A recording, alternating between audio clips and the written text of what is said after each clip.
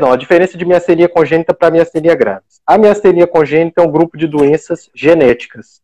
Nós temos 20 genes que podem causar uma dificuldade da comunicação entre o nervo e o músculo, tá certo? Pessoal, esses 20 genes determinam quadros clínicos de fraqueza, mas que têm tratamentos diferentes. Por que isso? Porque se a mutação genética estiver na região do nervo, é um tipo de fraqueza. Se ela estiver na região do músculo, é outro tipo de fraqueza. Então, por que essa pergunta é altamente relevante? Porque a gente só conseguiu caracterizar a miastenia graves congênita à medida que a gente conseguiu realizar os testes genéticos. Então, há cerca de 20, 30 anos, a gente não tinha condição de fazer esse diagnóstico. E a partir desse momento que os testes genéticos chegam, a gente tem possibilidade de descobrir novos genes associados a quadros de miastenia que se iniciam na faixa etária pediátrica, ou seja, se iniciam durante a infância e vão até a adolescência, tá certo? A miastenia graves, por outro lado, ela é uma doença predominantemente inflamatória e autoimune, onde o organismo ataca a região do receptor de acetilcolina e outros receptores que ligam o nervo e o músculo. Então, pessoal, quando a gente fala em miastenia congênita, nós não estamos falando de uma doença inflamatória. Não tem uma inflamação. Tem um defeito dos canais que captam a acetilcolina. Tem um defeito dos canais que liberam a acetilcolina. Mas não tem a presença de evento inflamatório. Por que isso é importante? Porque isso determina o tratamento. Então, a gente não utiliza, por exemplo, drogas que têm atividade imunossupressora na miastenia congênita. Tá me ouvindo? Vocês estão me ouvindo? Sim, deu uma travadinha, mas continua. Betânia, ouvindo. Você me ouve? Sim, tô ouvindo. Voltou. Tá ouvindo? Então, muito bem. Então, quando as pessoas falam assim, doutor Diego, fala sobre miastenia congênita. Dentro desse grupo de mutações genéticas, nós temos vários perfis clínicos. Então, apesar de todo mundo apresentar fadiga, tem pacientes, por exemplo, que você medica com Mestinon, que é a piridoxigmina, e o paciente apresenta piora da fraqueza. Tem paciente que você dá o Mestinon e ele melhora da fraqueza.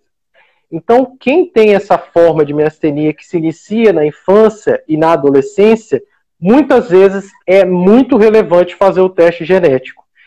Isso vai determinar para a gente a melhor forma de tratamento. Tá ok? Então, miastenia congênita, o tratamento não utiliza imunossupressor. Tem paciente que melhora com a piridoxigmina, tem paciente que piora. Tem paciente que você fazer, por exemplo, retirada do timo não ajuda absolutamente em nada. Tá? Tem paciente que melhora um pouco com o exercício, tem paciente que piora muito. Então, são 20 doenças dentro do mesmo universo que causa fadiga, tá certo? É um assunto muito extenso, então para cada mutação genética você deve discutir individualizadamente com o seu médico. Agora, na miastenia graves, o que a gente tem que colocar é que existe um evento inflamatório, existe um distúrbio imunológico em que o nosso próprio organismo passa a atacar as estruturas da região que liga o nervo ao músculo, que é a junção neuromuscular. Se tem uma inflamação, nós utilizamos medicamentos capazes de suprimir as nossas células de defesa. Esses medicamentos, então, que suprimem, são denominados imunossupressores. Então, preste atenção.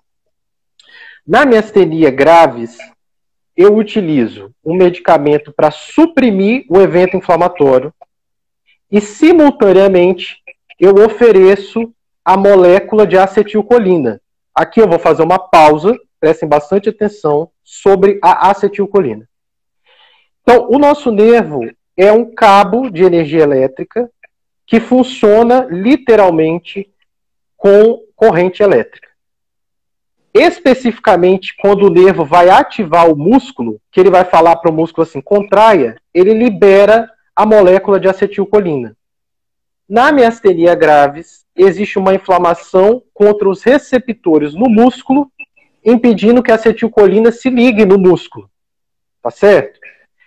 Se os receptores de acetilcolina não conseguem se ligar a essa molécula, porque eles estão todos inflamados, eles estão todos sendo destruídos, uma das maneiras que a gente tem para tratar é tentar aumentar a quantidade de acetilcolina, oferecer mais acetilcolina, para tentar ativar mais os receptores que estão livres, que ainda não estão inflamados.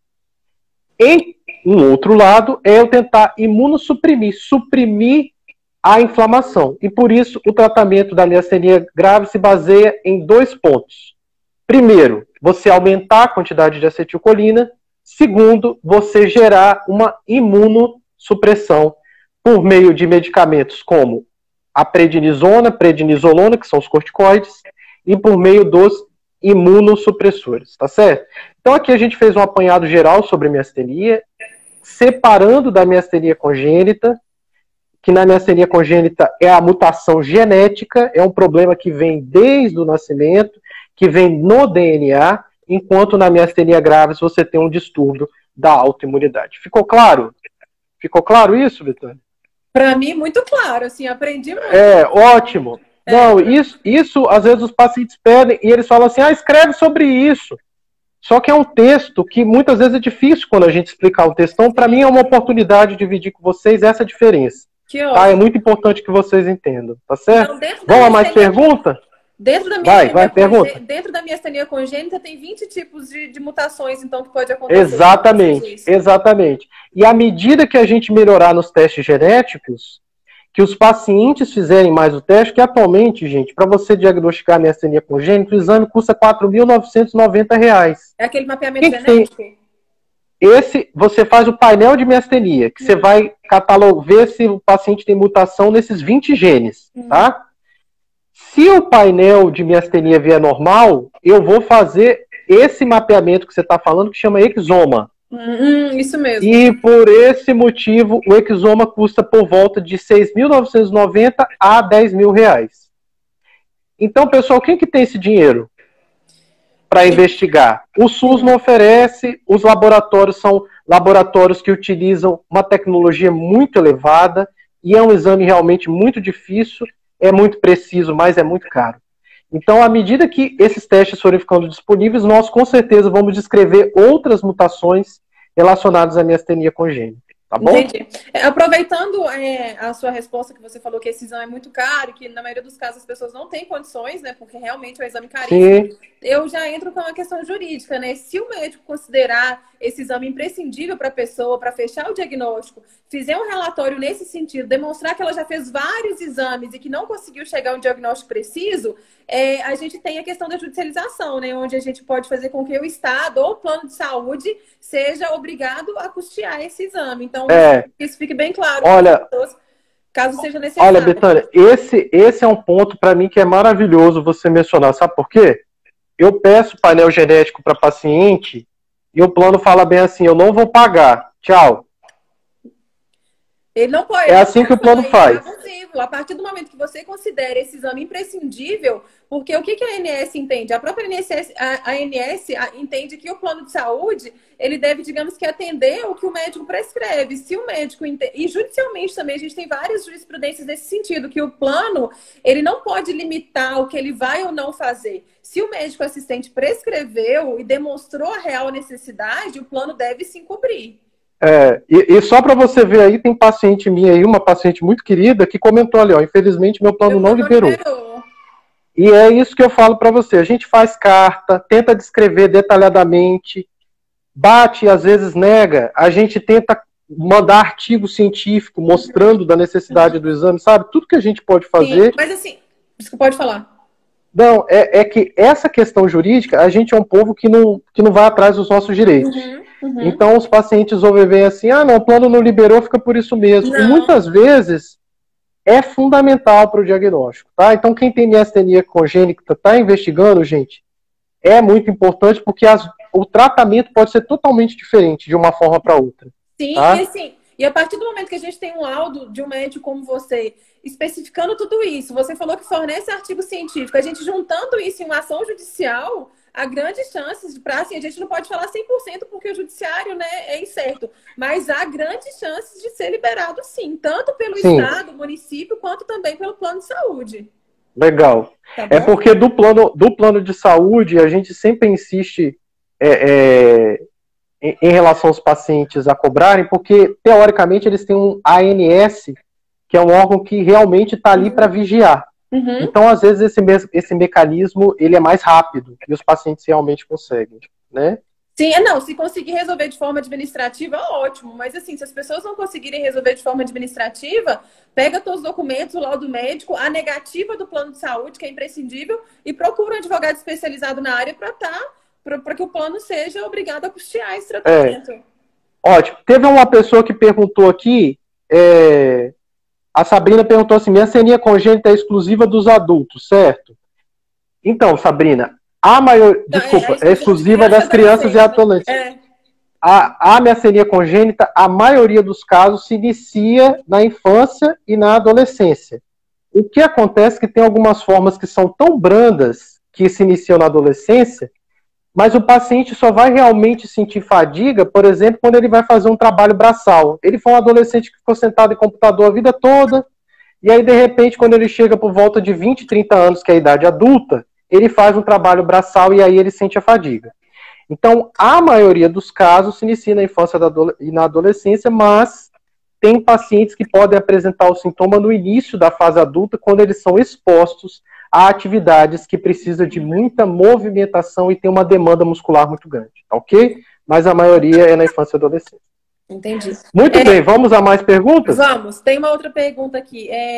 Mestinol interfere a conduta da bexiga neurogenética tratada com neurogênica. Isso, neurogênica, desculpa. Tratada com oxibutinina por ser o anticolinérgico. Se medicamentos não resolverem as perdas frequentes, pode fazer a aplicação da toxina botulínica tendo miastenia? Quem fez essa pergunta é a Marcinha. Ela tem miastenia. Ô, Marcinha, eu espero que você... E tem uma mielite. Ela deve ter uma mielite grave. Ela tem mielite, isso que eu ia falar. Ela tem miastenia grave e neuromielite. Hoje ela já está na cadeira de rodas. E essa é uma questão que ela está lutando muito para tentar resolver, sim.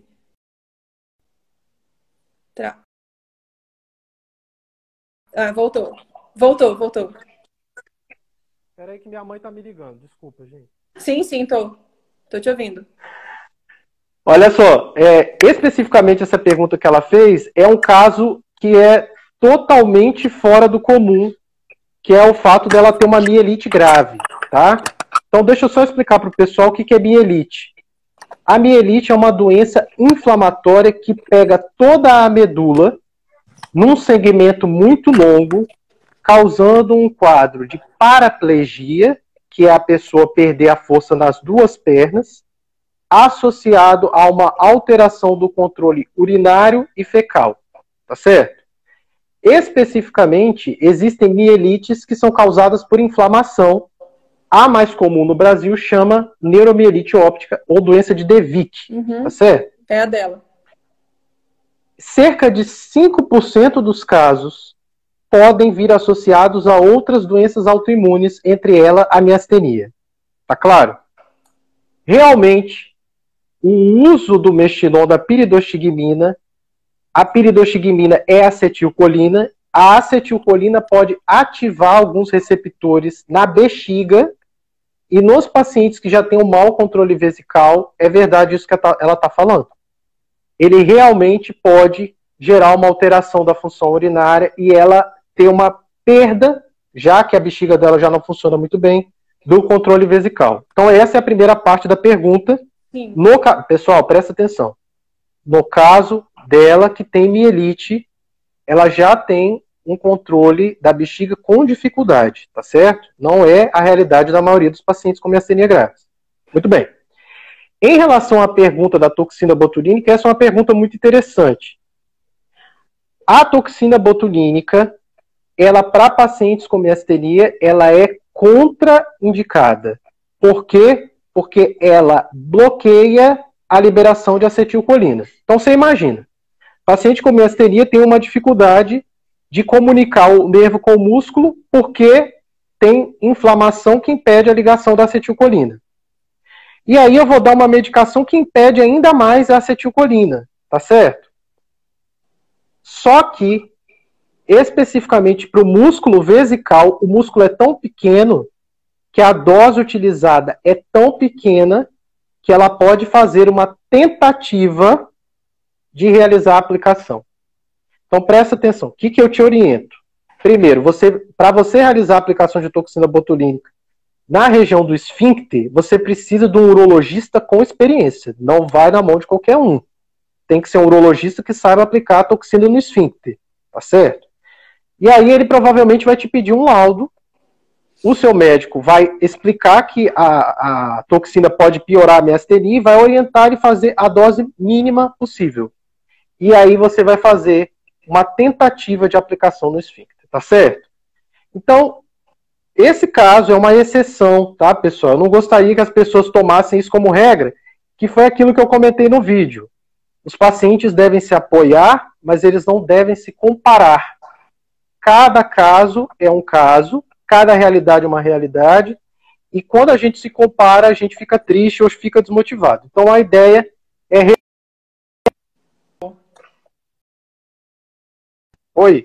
A ideia é realmente a gente se ajudar e não ficar se comparando, tá certo? Mais uma pergunta? Vamos lá? Bom, mas muitas perguntas ainda. Então vamos, legal. Uma outra pergunta. Marcinho, espero que tenha esclarecido. Qualquer coisa, depois você marca aí com o Dr. Diego. Vocês veem uma forma de conversar sobre isso, que é um caso mais específico, né?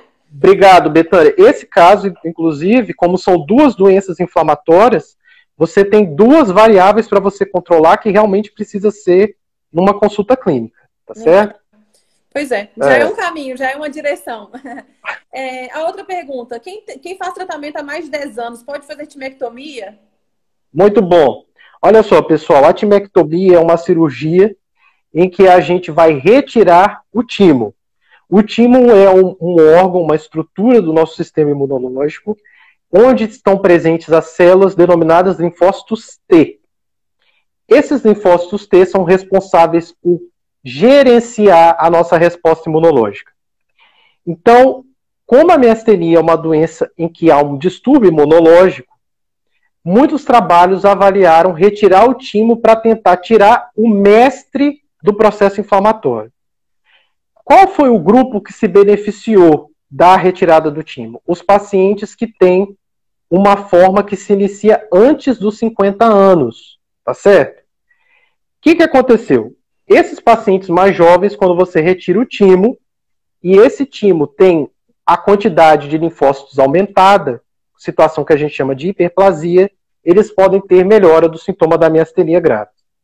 Quem tem mais de 50 anos, não tem benefício, tá certo? Raros casos podem se beneficiar. E quem está com a doença compensada, você retirar o timo também não traz um benefício superior. Então, olha o que essa pessoa está me perguntando. O meu caso, eu já tenho mais de 10 anos de doença, eu vou me beneficiar com a retirada? 2 pontos. Se você tiver mais de 50 anos, não. Com certeza não. Se você tiver a doença compensada, você está tomando seu remédio, o remédio está dando conta dos seus sintomas, não vai te trazer benefício, tá certo? Então a retirada do timo funciona para quem é mais jovem e para quem está com sintomas descompensados. Tá claro? Ficou claro? Claro. Tá? Isso é uma coisa importante que lembra, a retirada do timo é um procedimento cirúrgico. A cirurgia é um estresse para o corpo, é uma demanda metabólica muito grande para o corpo, a cirurgia pode descompensar a miastenia. Tem a questão da anestesia que tem que ter muito cuidado, né? Lógico, exatamente. Tem a questão anestésica, não é todo anestesista que sabe manejar a miastenia, usa medicação, pode usar medicação errada que pode piorar. Então, esses 2 pontos a gente opera quem vai ter benefício. Eu não vou submeter alguém a um procedimento que vai trazer mais mal, tá certo?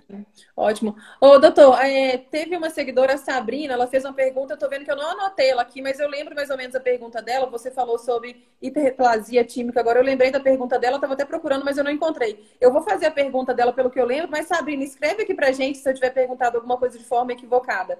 É porque, pelo que ela me relatou já, a gente já conversou, ela tem hiperplasia tímica, mas parece que a eletro dela não deu nada. E agora estão recomendando que ela faça essa fibra única, salvo engano, eu não sei explicar direito. E ela está querendo saber se essa fibra única ajuda no fechamento do diagnóstico. Olha, obrigado. Pessoal, essa é uma oportunidade para mim falar desse assunto. é um tema que eu tenho, assim, muita experiência, tá? Então, meus pacientes, isso faz parte da investigação. O que é a eletroneuromiografia de fibra única? Preste bastante atenção.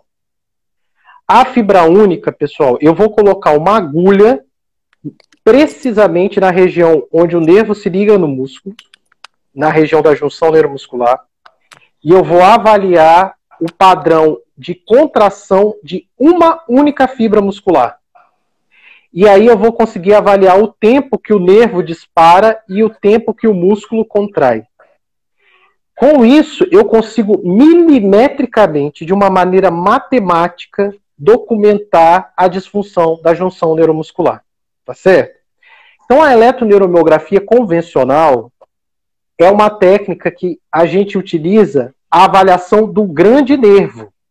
Então, a gente avalia um nervo que é praticamente do tamanho de uma caneta Bic, por exemplo.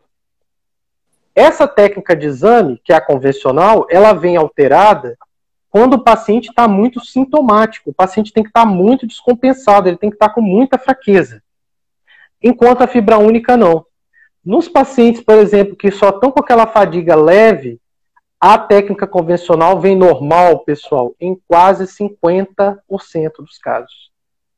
E é isso que aconteceu com ela. Ela foi fazer a técnica normal, veio fazer a técnica convencional, o exame veio normal. E aí, o que acontece? Eu preciso aumentar a precisão da minha investigação. Para esse caso, eu utilizo a eletroneuromiografia de fibra única. Tá claro? É mais pontual, né? Tá claro. Exatamente. É muito preciso. Eu vou avaliar o ponto microscópico onde o nervo se liga ao músculo, que é a junção neuromuscular. Tá?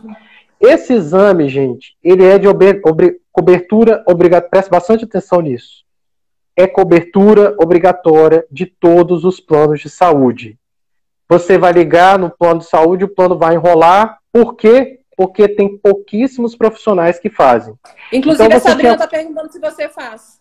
Exatamente, isso que eu ia falar. Então, assim, como saber se o profissional faz? Existe uma sociedade chamada Sociedade Brasileira de Neurofisiologia Clínica, que é a sociedade de quem faz exame de eletroneuromiografia. Você pode ligar para essa sociedade e perguntar, olha, eu estou aqui em Manaus. Tem alguém que faz esse exame aqui? Se tiver, a sociedade vai te informar. Tá claro? Eu faço esse exame em São Paulo e em Vitória, tá certo? Que eu tenho os consultórios nessas duas cidades. E no Brasil, pessoal, infelizmente, se somarem 20 colegas médicos que fazem esse exame, é muito. Então, realmente, são poucos profissionais que realizam o exame. Por isso que o plano de saúde fala que não tem, porque eles também não querem ir atrás para procurar, tá certo? Mas você deve procurar, porque para casos que a eletroneuromiografia convencional vem normal, você deve fazer a eletroneuromiografia de fibra única. Ficou claro? Então, principalmente, esse ponto é muito importante, Betânia, porque paciente que quer laudo médico, o que o perito quer? Prova. Uhum. Aí ele vai lá, olha, a pessoa tá lá com uma carinha boa, e o tá exame sem não fraqueza. deu nada, digamos assim, né? Exatamente. Aí o que o perito fala? Não, seu exame não deu nada, tchau. Uhum. Nesses casos, pessoal, a eletroneuromiografia de fibra única vai documentar a prova de que existe a disfunção da junção neuromuscular. Ótimo, ótimo. Acho que esclareceu a dúvida dela. Aproveitando um gancho, doutor, nem é a pergunta que estava no nosso checklist, mas é sobre eletroneuromiografia ainda, já que a gente está falando sobre isso. A Leila perguntou assim, é uma dúvida que eu também tenho, se a eletroneuromiografia deve ser feita sem uso do Mestinon. Se sim, por quantos dias? É porque eu já vi questões falando, você tem que ficar sem tomar Mestinon para a gente ver o resultado. E aí, como que é essa questão? Muito bom, pessoal. O que a gente está avaliando no exame? A comunicação do nervo com o músculo. Quando eu dou o Mestinon, eu melhoro a comunicação do nervo com o músculo. Então, a presença do Mestinon, ele vai falsear, ele vai mascarar o resultado da eletroneuromiografia de fibra única. Por esse motivo, a gente orienta a suspensão do Mestinon por 48 horas antes do exame. Aqui eu faço uma pausa, tá certo? Pessoal, quem está com a miastenia descompensada, que está tendo falta de ar e dificuldade para engolir, ele tem um sintoma clínico tão importante que a eletroneuromiografia vai pegar. Então, quem está muito sintomático, o exame vai vir alterado. Quem está bem, o mestinon vai falsear. Então, o que a gente orienta? Se o paciente está muito descompensado, eu não vou deixar um paciente 48 horas sem remédio para ele não conseguir nem deitar de dormir de falta de ar. A ideia não é essa. A ideia é a gente fazer um diagnóstico para ajudar. Se eu for fazer um diagnóstico para a pessoa ficar mal, não é nosso objetivo. Sim. Então, quando você for marcar seu exame, você tem que falar bem assim, olha, eu espero que você não esteja, mas se você estiver, eu não estou conseguindo nem ficar deitado de tanta falta de ar. Eu não estou conseguindo comer direito. Que aí a gente não vai suspender. Agora, se você estiver relativamente bem, com sintomas de fadiga leve, a gente vai orientar a suspensão, porque esse é o melhor jeito da gente fazer o diagnóstico. Ótimo. A Gabriela Batista está pedindo para você repetir. Sociedade Brasileira, o lugar para... De Neurofisiologia Clínica. A secretária chama Sandra, uma querida. Você fala que o Dr. Diego falou e para perturbar ela lá, que ela vai te passar. Ela vai te passar alguns contatos. Ótimo. Então pegou aí, né, gente? Quem pegou, escreve aí nos comentários, fazendo um favor, até para os demais poderem pegar o nome, porque para a gente é difícil ir escrevendo. E lógico tem o Google também, né, gente? O Google ajuda muito. Sim. Ô, doutor, enviaram uma pergunta aí que muitas pessoas também têm dúvida em relação a isso. Não é do nosso checklist, é de um outro assunto muito polêmico. E eu queria ver a sua visão sobre, né, como neurologista sobre isso. Até te peço desculpa porque não estava aqui dentre as perguntas que eu tinha. Não, que isso. Contrário. Vai lá. Sobre a vitamina D, protocolo Coimbra e doenças autoimunes. É um tema polêmico, né? Muito polêmico. Muito! A pergunta dela foi exatamente, doutor, pode me falar da vitamina D para doença autoimune? É Laís Coelho. Protocolo Coimbra ajuda mesmo ou não? Estou fazendo tratamento com vitamina D, mas ainda não vi muitos resultados. E aí, em contrapartida a ela, eu conheço pessoas que faziam o tratamento convencional com mestinon e os outros remédios e não estava tendo resultado, não estava tendo resposta positiva, começou a fazer o tratamento com a vitamina D, está ótima. E teve até um filho recentemente, assim, melhorou muito. Então, assim, como que é essa questão, doutor? E eu vejo que os neurologistas parece que são não são muito a favor do protocolo Coimbra. Então, eu queria que você explicasse pra gente como que fica essa questão. Olha, obrigado pela pergunta. Não, contrário. Isso é maravilhoso, é sinal que as pessoas estão participando. Então, aqui, eu primeiro, obrigado pela oportunidade de falar sobre isso. Gente, nós que somos médicos, principalmente quem é neurologista que mexe nessa área, nossa obrigação é proteger os pacientes. Primeira coisa é proteger os pacientes. Eu não posso oferecer um tratamento para você que eu não tenho comprovação científica que vai te fazer bem. Eu não posso te submeter a um risco que não foi avaliado na literatura médica, tá? Então, tudo em medicina, antes da gente aplicar em seres humanos, é testado ou em animais, ou em protocolos de pesquisa, que são avaliados e retestados. Então, cada medicamento que a gente usa, primeiro foi testado em animal, depois foi testado em voluntários, depois foi repetido em voluntários, e assim sucessivamente. O que acontece com o protocolo Coimbra? O que nós temos no presente momento de evidência, a maioria dos testes foi feito em esclerose múltipla, tá? Dentro do universo das doenças autoimunes. E na esclerose múltipla, a vitamina D, no protocolo Coimbra, não foi capaz de diminuir o surgimento de lesões inflamatórias nesses pacientes.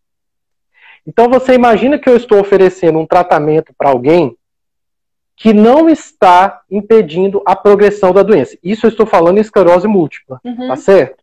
Então o que a Academia Americana de Neurologia falou? Ela observou que quem tem vitamina D baixa realmente tem maior risco de doenças inflamatórias. Isso é uma verdade. Então preste atenção, a vitamina D baixa aumenta o risco de doenças inflamatórias. Mas o protocolo Coimbra oferece doses de vitamina D que são 10 a 20 vezes maiores do que as doses necessárias diárias.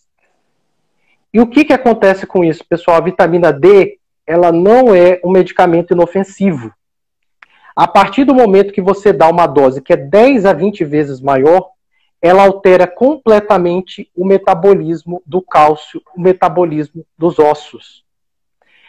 E ela tira cálcio do osso e joga esses níveis aumentados, né, muda esse metabolismo da saúde óssea e pode levar a um quadro de hipercalcemia, que é o subir demais o cálcio no sangue. Subindo demais o cálcio no sangue, o cálcio pode se depositar nas artérias coronárias e artérias cerebrais, causando envelhecimento precoce, aumentando o risco de AVC e outras doenças cardiovasculares. Além disso, o cálcio aumentado pode provocar câimbras e dores musculares. Então, preste atenção.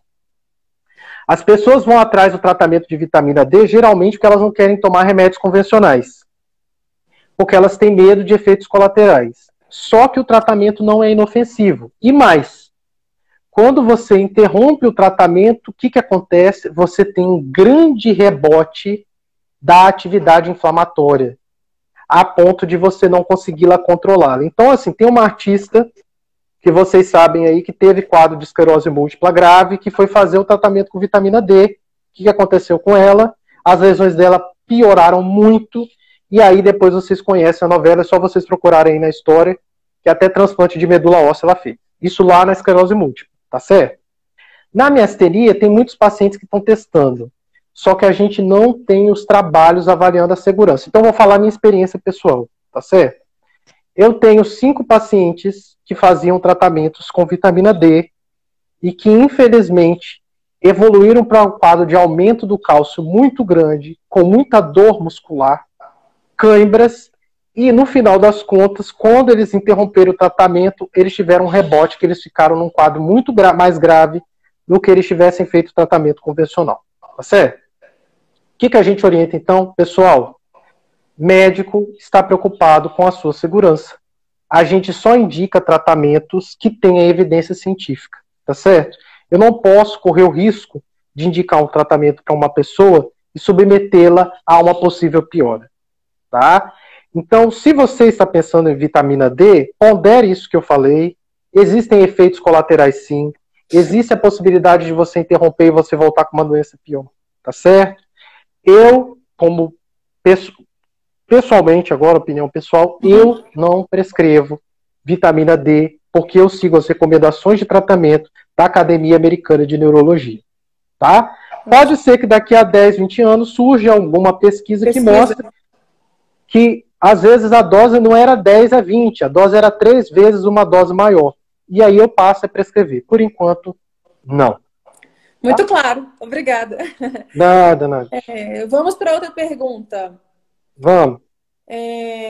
Tá perguntando qual anticoncepcional a mulher com miastenia pode usar. Tem alguma contraindicação de alguns melhores? Alguma coisa Muito legal. Pessoal, o que acontece durante o período menstrual? O ciclo menstrual é caracterizado por uma oscilação hormonal de estrogênio e progesterona, e o estrogênio, em algumas mulheres, pode causar náusea, vômito, piora de enxaqueca, mal-estar geral e fadiga. O próprio estrogênio, sem ser miastênia, tá? Em algumas mulheres pode haver esse comprometimento da piora associada à menstruação. A gente utiliza esse termo técnico como catamenial, componente miastênico catamenial, que piora com a menstruação. Nesses casos, o que a gente tenta fazer? Estabilizar os níveis dos hormônios por meio do uso de anticoncepcional. Qual é o problema? Que alguns anticoncepcionais convencionais têm uma dose muito alta de hormônio. E isso é muito ruim, porque também o excesso pode descompensar o sistema imunológico. Então, atualmente, o que a gente recomenda?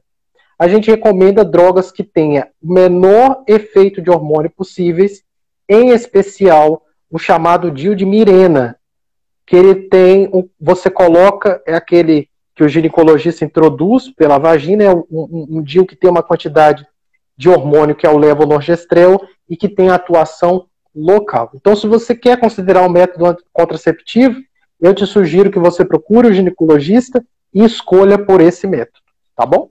Ótimo. Uma outra dúvida relacionada a esse assunto que a Gabriela Batista também acabou de enviar, que eu ia até perguntar sobre isso que você estava falando sobre esse assunto. Pessoa com miastenia pode piorar na gestação? Meu filho pode ter miastenia? Quais as complicações? Eu já ouvi muitos relatos de pessoas que melhoraram após a gestação. Eu não sei se tem algum vínculo. Até bom ela ter tocado nesse assunto para você poder explicar para a gente. Essa pergunta é muito interessante, pessoal. Durante a gestação, o que acontece? Primeira etapa é uma etapa de subir esses hormônios do estrogênio e da progesterona, depois eles estabilizam. E olha que interessante, para a gente poder para a gente não, né? Para a mulher poder ficar grávida, ela precisa diminuir a atividade das células de defesa dela para ela não entender que o feto é um corpo estranho. Então, olha que interessante. A própria gravidez, o sistema imunológico da mulher, ele abaixa a sua atividade para poder tolerar o feto e não atacar o feto. Isso tá certo? Naturalmente, porque o feto, independente se naturalmente, a pessoa ou não. Exatamente, naturalmente, porque o feto tem material genético do pai. Uhum. Então, se o organismo for atacar aquilo, a mulher vai abortar, como tem casos de abortamento que se dão por causa disso. Então, na verdade, o próprio sistema imunológico da mulher na gravidez, ele tende a diminuir. E os sintomas de miastenia no segundo e terceiro trimestre, eles amenizarem. Tá certo? Algumas pacientes, no entanto, elas podem continuar com a miastenia em atividade. Especificamente, o anticorpo, né, que é a molécula inflamatória que a mãe produz, pode passar pela placenta e acometer o feto. E quando o feto nascer, ele ainda apresentar esses anticorpos no sangue dele. Seria miastenia neonatal, que eu já ouvi falar? Isso, exatamente. Essa é uma miastenia neonatal que é transitória. Quando o próprio organismo do feto for crescendo, aquele anticorpo vai ficando velho e o organismo dele absorve aquele anticorpo, tá? Então, assim, seu filho tem a pessoa que perguntou, seu filho tem uma chance de desenvolver, eu quero que você fique tranquila, sabe por quê? 20% dos casos isso ocorre. Em 80% dos casos isso não ocorre. Então, não fique com isso na sua cabeça. É transitório, né? Exatamente. Quando ocorre é transitório. Você... criança é uma coisa que varia muito. Na maioria dos casos não é grave e você pode tratar a criança. Ótimo. Você trata a criança também. A única coisa que você precisa fazer é informar o seu ginecologista obstetra, informar o seu médico neurologista, para que na hora que a criança nascer, a equipe da sala de parto já esteja preparada para avaliar, opa, pode ter que essa criança tenha a presença do anticorpo nela e ela vai seguir para tratamento. Lembre-se, presta bastante atenção, gente. Nosso papel é tranquilizar. Nosso papel é trazer a verdade para que a pessoa seja esclarecida e siga um caminho que seja tranquilo. Então, fique tranquila, isso acontece em 20% dos casos. Se você tiver com sua miastenia controlada, é possível que você não desenvolva absolutamente nada disso, tá? Ótimo, perfeito, doutor. Muito bem. Luiz Marina está perguntando aqui, ela já mandou 2 vezes, eu vou fazer a pergunta dela e vou voltar para o nosso checklist, gente, mas é porque ela já mandou 2 vezes. O que você acha do mitilase? Eu nem sei o que é, esse eu desconheço. Cadê? Nossa, tá um pouco para cima aí, ó. Luiz Marina. O que ele acha do mitilase? Eu não sei o que é o mitilase. Não, olha, se você puder, muitas coisas existem nomes comerciais que são assim, uma infinidade. Pega o nome do princípio ativo. Tá? Então você manda a mesma pergunta pra gente te responder, tá? Porque o nome comercial varia muito de laboratório para laboratório. Isso, aí certo? Você olha aí, Luiz Marina, até no final da nossa live, se você conseguir mandar o... E manda. Enquanto isso, a gente vai continuar aqui com as perguntas do checklist. Geralmente, a crise de visão dupla dura quanto tempo? Boa pergunta. Pessoal, altamente variável da presença ou não do tratamento, tá? Então, os pacientes podem apresentar... Visão dupla a gente chama de diplopia, tá? Que quer dizer a gente ver 2 imagens. E a diplopia é altamente variável a depender de qual músculo que está acometido e da intensidade da inflamação nesses músculos. Então, infelizmente, tem pacientes que, se não tratarem, essa visão dupla pode perdurar durante muito tempo, tá? Inclusive, quanto mais tempo você demora no tratamento, essa diplopia ela pode demorar anos para ser curada. Se você consegue começar o tratamento numa fase inicial, a chance da diplopia voltar, se recuperar, ela é quase 100%. Tá? Então, essa questão do tempo de diagnóstico e tratamento, ela é fundamental. Tá bom? Inclusive, a diplopia foi o meu primeiro sintoma, mas eu pensava que era algum problema oftalmológico e aí eu fechava um olho. Nossa, Não, é muito ruim, é muito ruim. Esse comentário que você fez é assim... quase a totalidade dos pacientes que têm sintomas oculares, ou seja, os sintomas que começam nos olhos, eles procuram primeiro um oftalmologista. E, infelizmente, o oftalmologista não são todos que conhecem miastenia. Então, eles avaliam, por exemplo, o olho, vê que o olho está normal, mas eles não conseguem ter entendimento que a visão dupla, na verdade, se deve à musculatura do olho que não está funcionando da maneira adequada e, por isso, é um problema neurológico. Tá? Sim, no início, né? Ainda mais quando você é um adolescente, é muito difícil você explicar, tipo assim, eu tô olhando e vendo dois de tudo. Aí durante um tempo eu tive até estrabismo, mas assim, depois foi resolvendo. Pegando o gancho com essa pergunta, uma outra pessoa mandou: tem miastenia graves na forma ocular. Nesse momento estou com visão dupla há 2 dias. Estava tomando 20 miligramas de prednisona e 5 mestinon. Hoje comecei com 40 miligramas de prednisona e 5 mestinon de 4 em 4 horas. Mas de ontem para hoje piorou muito. Aí ela tá perguntando quando começa a melhorar também. Mas eu acho que você até já respondeu, né? Mais ou menos um pouco na pergunta anterior. Posso só fazer um comentário a mais em relação a isso? Claro, fica à vontade. O que acontece é o seguinte, gente. O nosso sistema imunológico, aliás, o sistema imunológico dos pacientes miastênicos, eles têm uma desordem, eles não tá funcionando bem. Quando o paciente tem muita inflamação e você dá o corticoide, pode acontecer do organismo aumentar o processo inflamatório, tentando competir com a presença do corticoide. Então, às vezes, o aumento do corticoide pode gerar uma piora transitória dos sintomas, tá certo? Nesses casos, ele costuma piorar e depois, com um ciclo de 4, 5, 7 dias, ele costuma melhorar. Então, no seu caso, que você aumentou o remédio agora, é possível que os efeitos do aumento do corticoide sejam observados a partir do 7º dia, tá? Então, importante, não interrompa o remédio por conta própria, tá certo? Consulte o seu médico, que às vezes ele passou para você tomar 7 dias, e é com 7 que você vai começar a melhorar, e às vezes ele vai aumentar um pouco, estender esse problema. E lembrar que o corticoide ele é dependente do peso do paciente. Então, pacientes às vezes que estão com peso acima de 100 quilos, a gente precisa ir atrás e aumentando a dose, né? Então é altamente variável. 40 miligramas de corticoide para uma pessoa que tem 60 quilos é um efeito, para uma pessoa que tem 100 quilos é outro efeito. Tá? Entendi. Ótimo, doutor. Muito esclarecido. Obrigada. E foi bem preciso, assim, na dúvida dela. A Luz Marina mandou aqui o nome do remédio. Ambenônio é o nome. Nome difícil. Só que tanta gente já comentou e já foi lá para cima.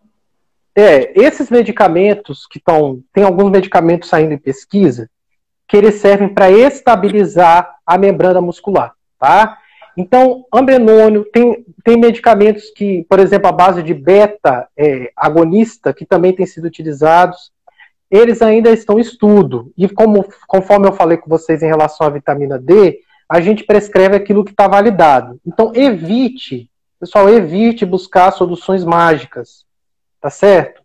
Discuta com seu médico. Se você está tendo algum efeito colateral com tratamentos convencionais, discuta para ver o que pode ser feito, mas evite soluções mágicas, tá? O nosso objetivo sempre é proteger vocês, tá certo?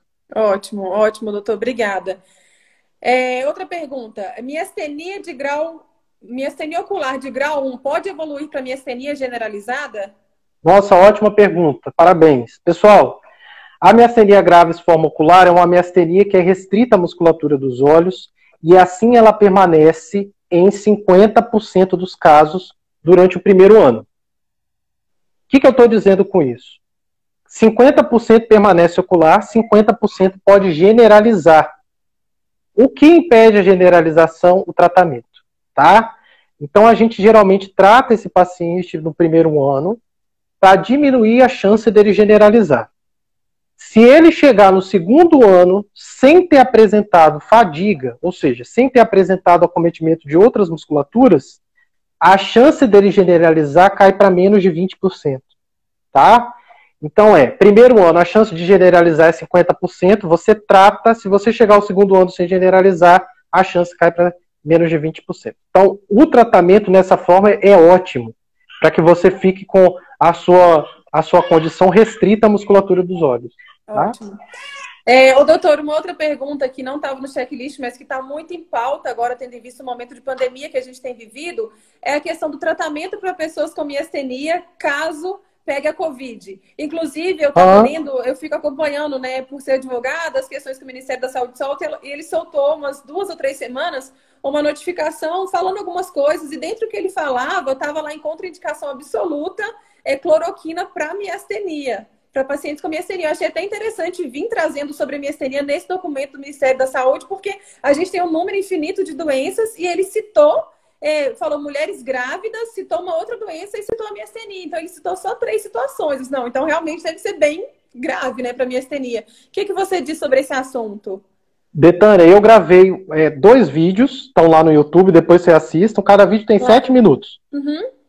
Mas eu vou resumir aqui. Então, primeiro,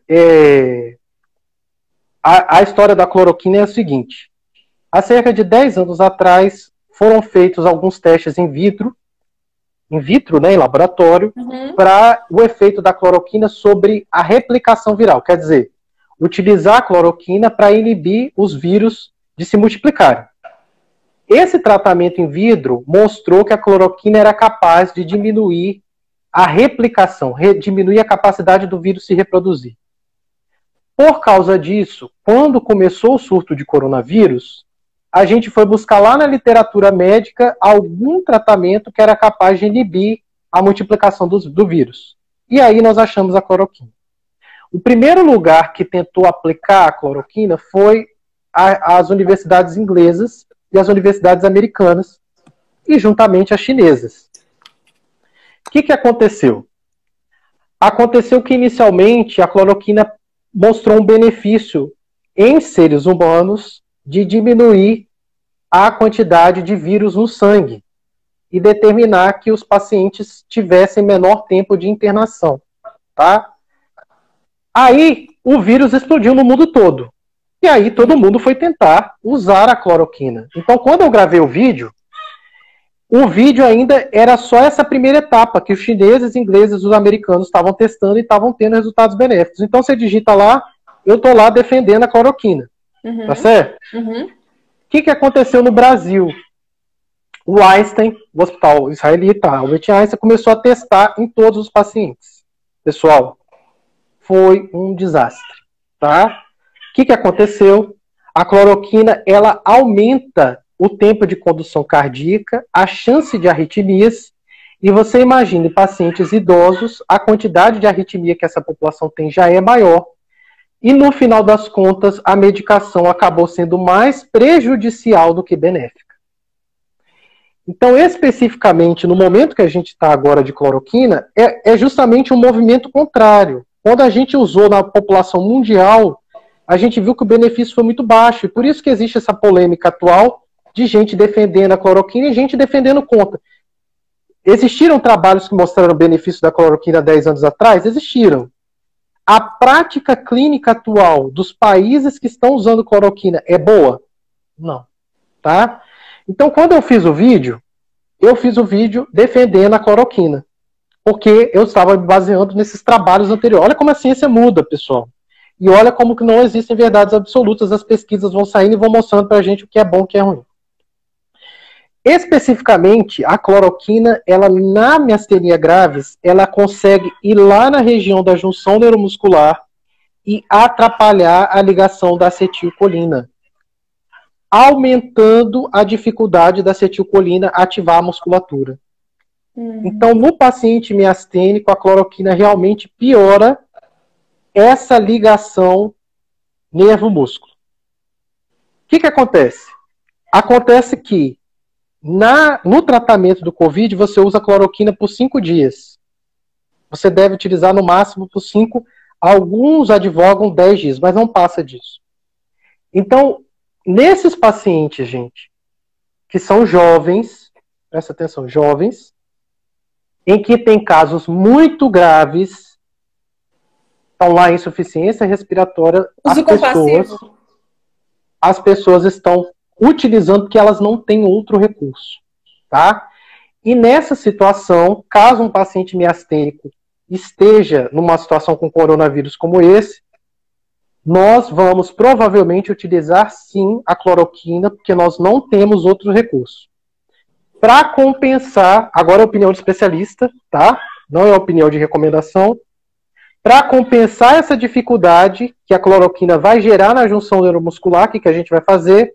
A gente vai aumentar o tratamento da miastenia por meio de imunoglobulina, por meio de plasmaférese, por meio de aumento de corticoide, por meio de aumento de mexinol, por uso de outras estratégias ventilatórias, tá certo? Então o assunto cloroquina é polêmico, assista o vídeo lá no canal, onde a gente dá mais explicação, mas lembre, cloroquina não é para todo mundo, vai ser utilizada para os pacientes em condições graves de infecção por coronavírus. Tá? Ótimo. Muito obrigada, doutor. Vou continuar com as perguntas aqui, depois a gente passa para as que o pessoal está mandando muita dúvida aqui. Aqui a gente já está acabando. Comecei a tomar prednisona 20 miligramas, 1 por dia.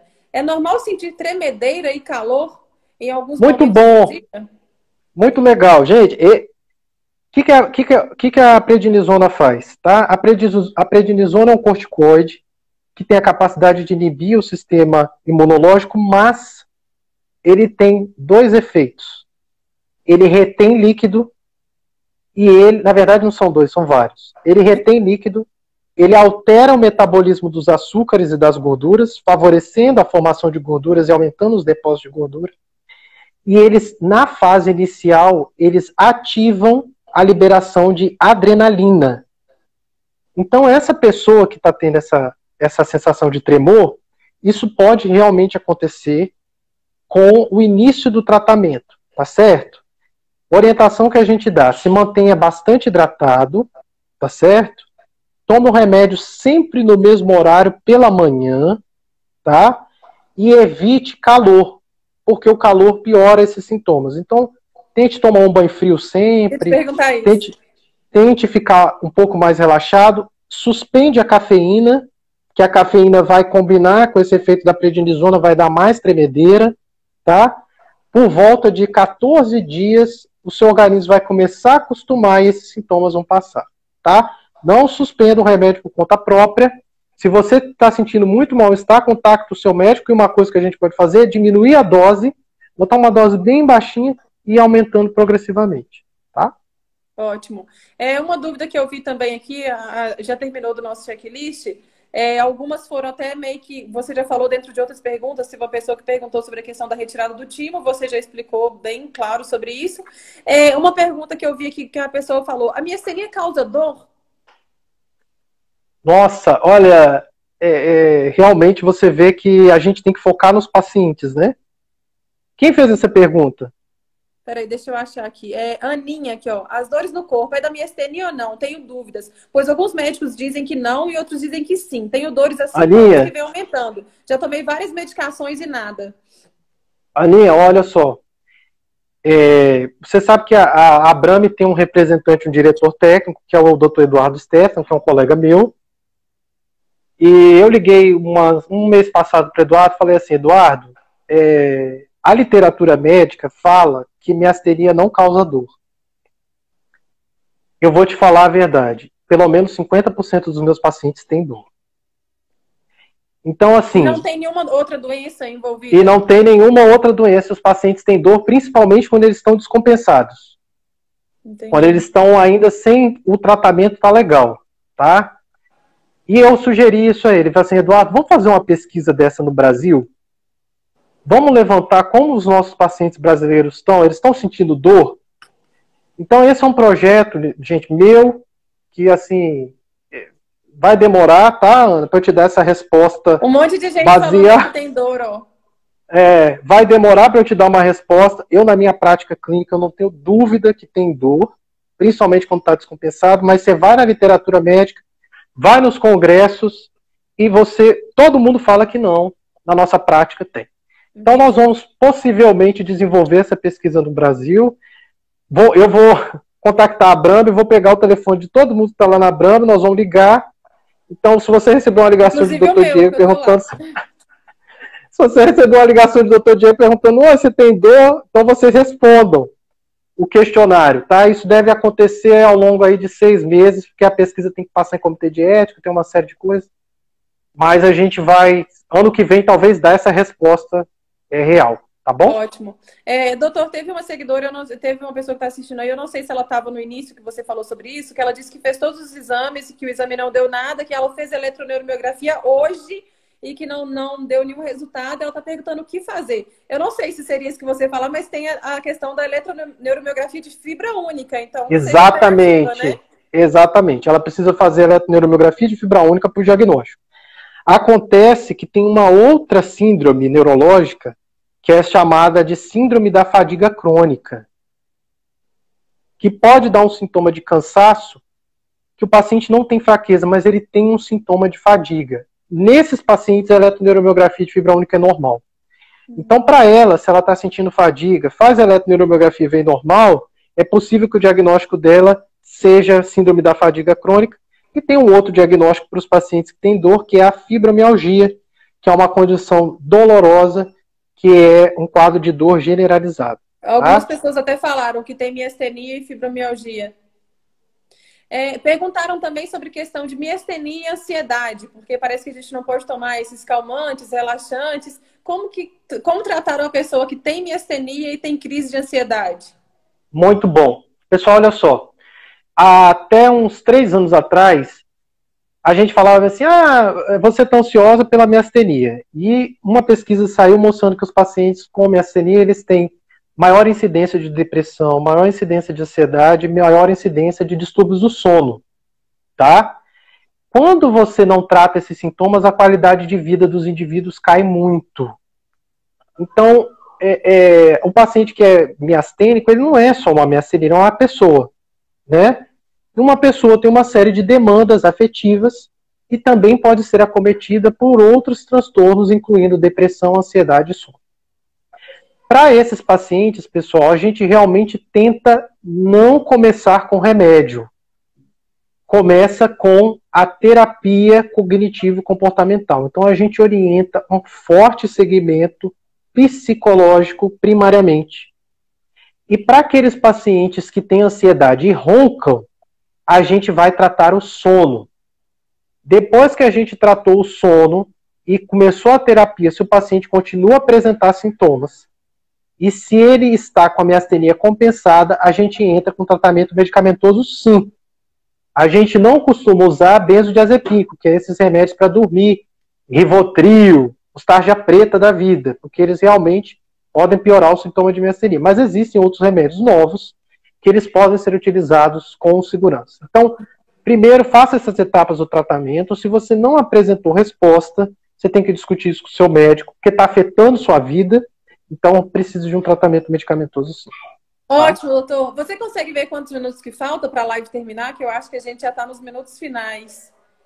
Eu não consigo, não. Não sei. Mas tudo bem, eu já vou fazer o agradecimento. Eu aprendi muito com você. Como muitos falaram aí, foi uma verdadeira aula. Obrigada por todas as explicações. Mas aí, se você quiser, a gente pode continuar aqui com as perguntas até a live cair. Aí fica a seu critério. Eu acho que já está quase nos minutos finais, mas eu não lembro exatamente a hora que a gente começou, porque deu aqueles probleminhas. Tá. Eu gostaria só de falar... Posso agora parar de responder perguntas e falar... Então, pessoal, é o seguinte. Foi o dia da conscientização da miastenia, principalmente para os familiares. Faltam 30 segundos.